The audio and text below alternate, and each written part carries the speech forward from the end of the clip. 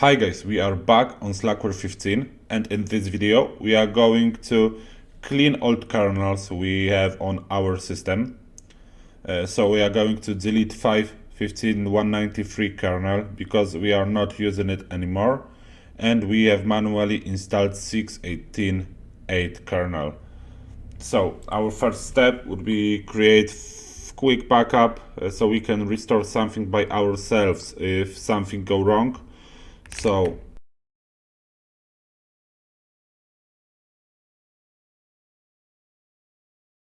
okay, so before deleting old kernel, let's see what packets do we have installed on our system. So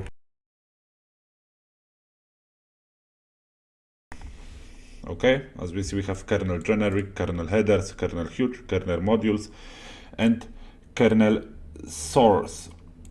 So we are going to delete kernel huge, kernel generic, kernel modules, and kernel source, but not kernel headers, because if we will remove kernel headers by remove package command, we delete key system directories, for example, for script compiling. So system would start, but we wouldn't be able to compile any packages, even simple console programs. So right now, let me copy these remove packages commands.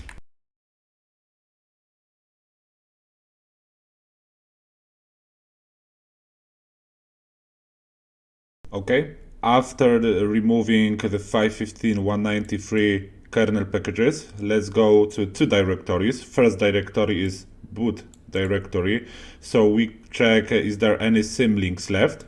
In this directory there is no symlinks, so let's go to user src folder, and we have also no Linux 5.15.193 folder. So everything went all right. Let's go back to boot folder and create symlinks to set our 6.18.8 kernel as main kernel. So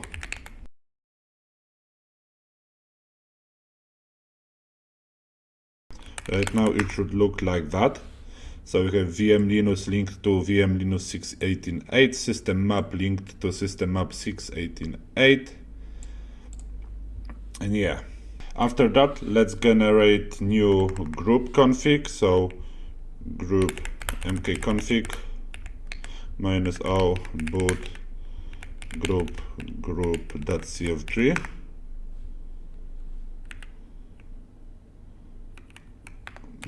-o, sorry.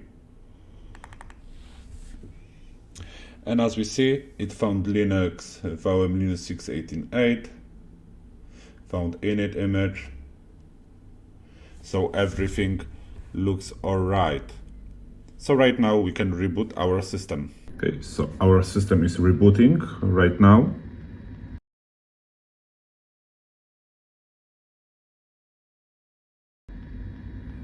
Okay, we have our GRUB loader. I'm not touching anything. Let's wait this 3 more seconds. And we see that it's loading Linux 6.18.8, so the kernel we have installed. So everything went all right.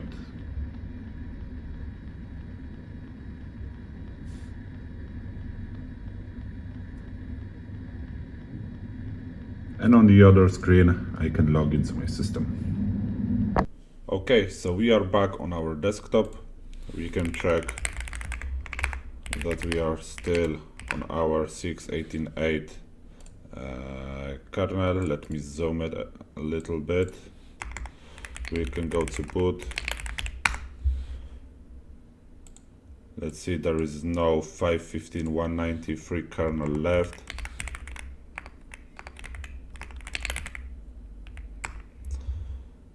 Here's 2. So everything went smoothly without any problems. I hope you liked the video, and to the next one. Bye.